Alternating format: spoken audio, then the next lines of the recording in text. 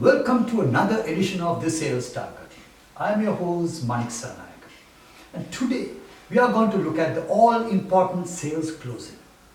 Now I am sure sales closing is one of the most important elements of the entire sales process. It comes down to final sales closing. Let me share with you a personal experience just to start off. A couple of months back, my daughter forced me to go and watch this movie called Bohemian Rhapsody. Now, personally, I'm really not into biopics, especially involving musicians. But I was mentally preparing myself in advance for the torture of 134 minutes, which was the duration of the movie. As I settled in, they started putting the names.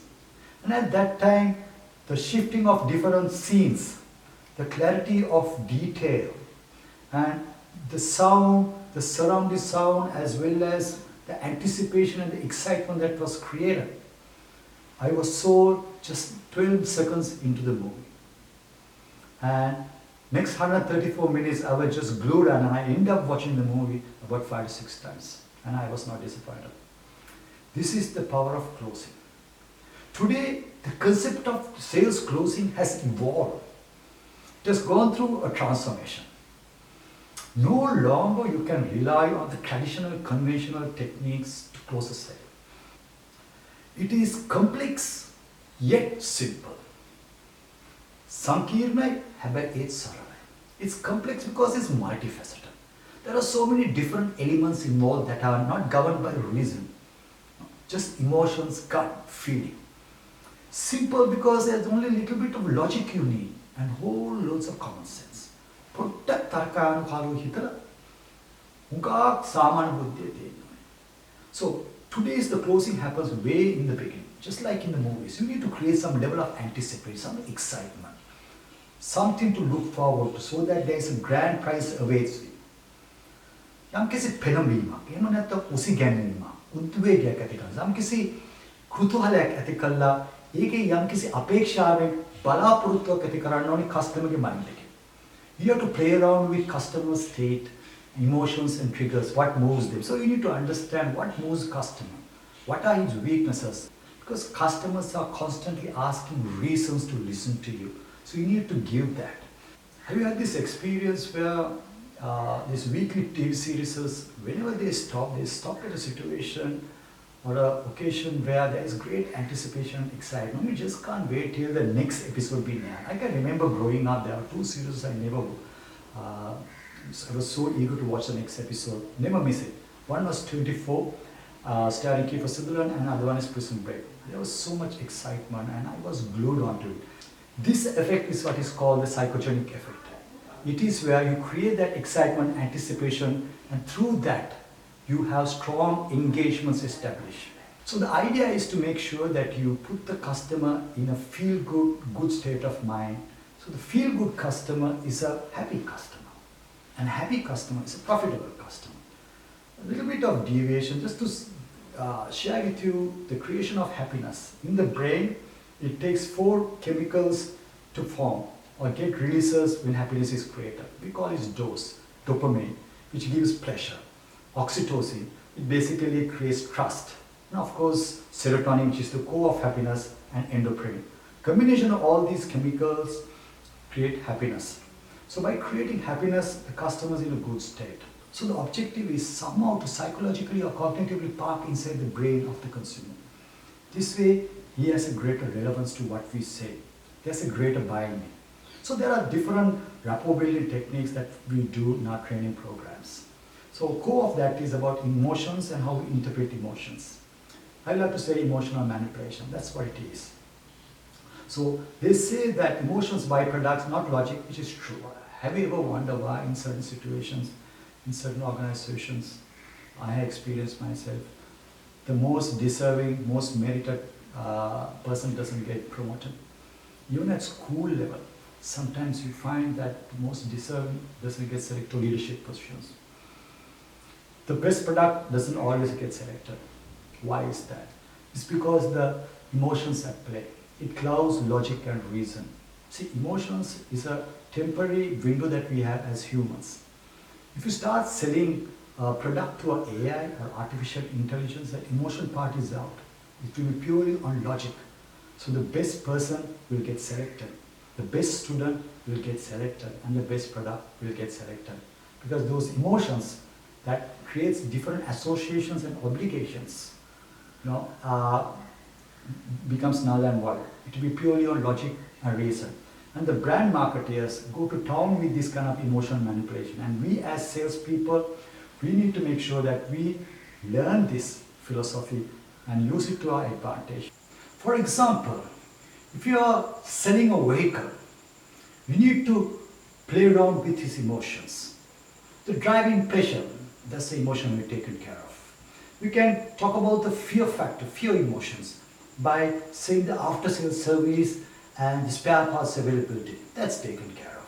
And also the pride and the ego of owning a great piece of machinery. So it's about sharing vision, sharing stories. Remember, emotions with action makes a long-term memory. That's why we remember when we are emotionally charged or involved certain activities from the past. Maybe the 9/11 if you have been around, or the moon landing, or 1996 World Cup, or even Susantika's exploits or achievement in Sydney 2000 Olympics, or even a tsunami. So when you're emotionally attached, you remember that. And that kind of emotions or that kind of triggers is what we need to create in the minds of the consumer whenever we do a sales presentation.